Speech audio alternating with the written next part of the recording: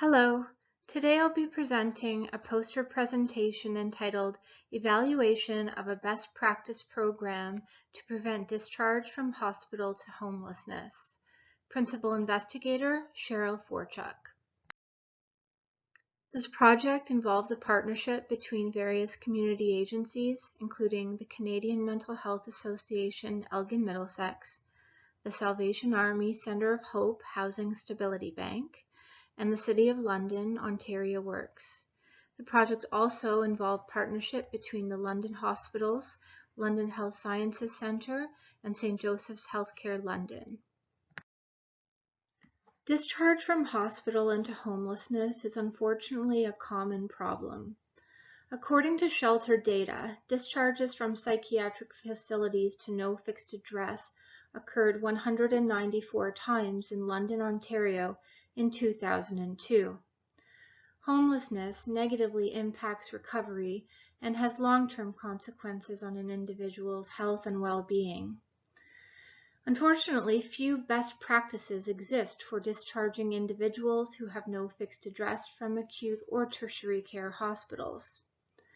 Past pilot studies that examined interventions to provide fast-tracked housing and financial supports to psychiatric inpatients with no fixed address were successful in helping reduce homelessness and the revolving door of admission, discharge, and readmission to hospital.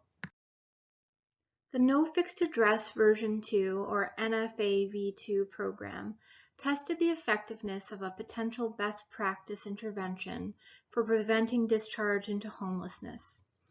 The main goal of this program was to help psychiatric inpatients at Parkwood Mental Health Care or Victoria Hospital who were homeless or at risk of homelessness find stable housing upon hospital discharge. Offices were set up on the psychiatric wards at both sites, and it allowed for on-ward access to a housing advocate, income support staff, and the Housing Stability Bank. Clients could access the program by drop-in or appointment.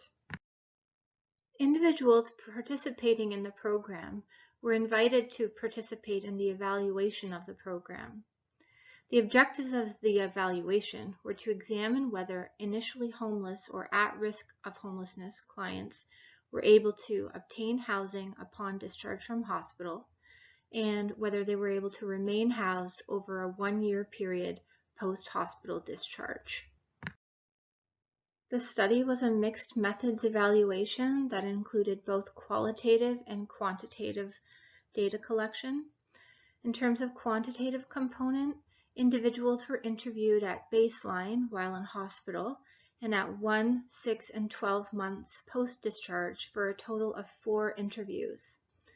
Each interview was approximately 1 hour long and included questionnaires relating to demographics, the layman quality of life, housing history, housing preferences, service utilization, and the VI SPDAT.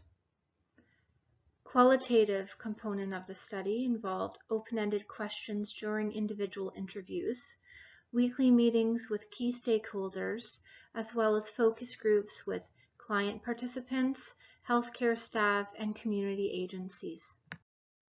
In order to participate in the program evaluation, individuals needed to be over the age of 18 and at risk of homelessness upon discharge.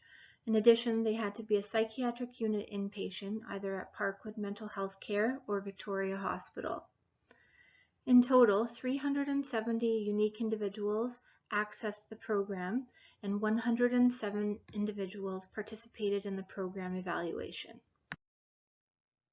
Nearly all participants who completed the baseline interview were homeless or at risk of homelessness during their hospitalization. 66% of individuals were housed upon discharge, 75% were housed at interview 2, and 80% were housed during their final interview, 1 year post-discharge. It was found that there was a greater rate of hospital readmission for those who did not find housing upon discharge. Results from focus groups and other qualitative measures indicated that the majority of clients, staff, and community partners were satisfied with the intervention. Access to safe and affordable housing is a key component to mental health recovery. At-risk patients can benefit from on-site supports to secure housing and financial resources. Discharge from hospital has been found to be a critical time to mitigate homelessness. There's demonstrated need for on-site homelessness diversion programs to be incorporated into usual care.